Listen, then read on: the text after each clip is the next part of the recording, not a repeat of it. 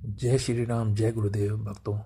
यह कहानी नैनीताल की वादियों में स्थित पावन हनुमानगढ़ी के आध्यात्मिक वैभव, शांति और वहाँ के प्राकृतिक सुंदरता को समेटे हुए है। नैनीताल, जिसे झीलों के शहर के रूप में जाना जाता है, वहाँ की ठंडी हवाएं और चीड़ के पेड़ों की सरसराहट किसी भी थके हुए मन को शांति देने के लिए काफ़ी है। लेकिन इस शहर की खूबसूरती केवल इस झील तक सीमित नहीं है। नैनीताल के प्रवेश द्वार पर स्थित है एक ऐसा स्थान जहाँ अध्यात्म और प्रकृति का अद्भुत मिलन होता है, हनुमानगढ़ी। कहानी की शुरुआत होती है 1950 के दशक में। तल्लीताल से लगभग 3 किलोमीटर दूर हल्द्वानी रोड पर एक ऐसी पहाड़ी है जहाँ से सूर्यास्त का दृश्य स्वर्ग जैसा दिखता है। इसी पहाड़ी पर महान संत नीम करोली बाबा ने हनुमान जी के एक भव्य मंदिर का निर्माण करवाया था।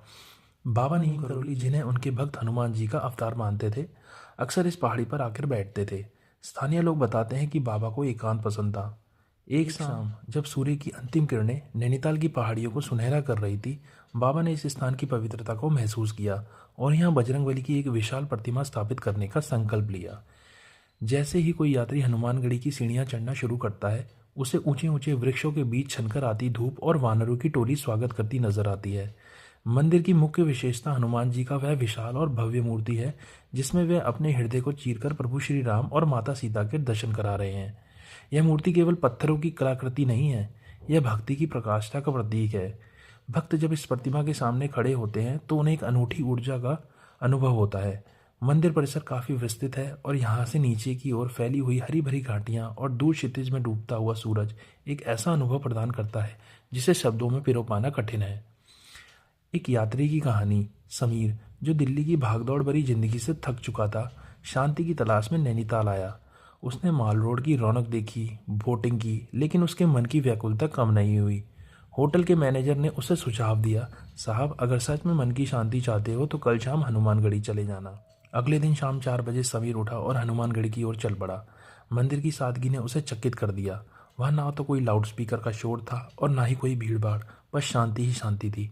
समीर ने देखा कि मंदिर के कोने में कुछ साधु हनुमान चालीसा का पाठ कर रहे थे। वह चुपचाप एक पत्थर की बेंच पर बैठ गया। सामने का दृश्य अद्भुत था। जैसे जैसे सूरज नीचे जा रहा था, आसमान के रंग नीले से नारंगी, फिर बैगनी और अंत में गहरे लाल हो रहे थे। उसे ऐसा महसूस हुआ जैसे हनुमान जी की वह मूर्ति उसे देख रही है और कह रही है, संसार का सारा बोझ तुम्हारा नहीं है, उसे मुझ पर छोड़ दो। उस पल समीर की सारी चिंताएं, उसका करियर, उसका तनाव, सब उसी पहाड़ी की गहराई में विलीन हो गए। हनुमानगढ़ी केवल एक मंदिर नहीं बल्कि यह नैनीताल की संस्कृति का हिस्सा है। मंदिर परिसर के पास ही Aryabhatta research institute of observational science है। यहाँ से तारों और नक्षत्रों का अध्ययन किया जाता है। अध्यात्म और विज्ञान का यह साथ होना इस क्षेत्र को और भी विशेष बनाता है। हनुमानगढ़ी के पास ही माता शीतला देवी का मंदिर भी है, जो स्थानीय लोगों की अगाध श्रद्धा का केंद्र है। हनुमान जयंती के दिन यहाँ का नज़ारा बदल जाता है। पूरे कुमाऊं क्षेत्र से हजारों भक्त बाबा के दर्शन के लिए उमड़ते हैं।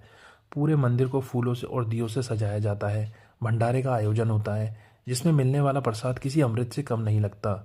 श्रद्धालुओं का मानना है कि जो कोई भी इस दिन शुद्ध मन से यहाँ मन्नत मांगता है, पवन पुत्र उसे कभी खाली हाथ नहीं भेजते। हनुमानगढ़ी नैनीताल का वह हृदय है जो धड़कता तो शांति से है, लेकिन जिसकी गूंज दूर दूर तक सुनाई देती है।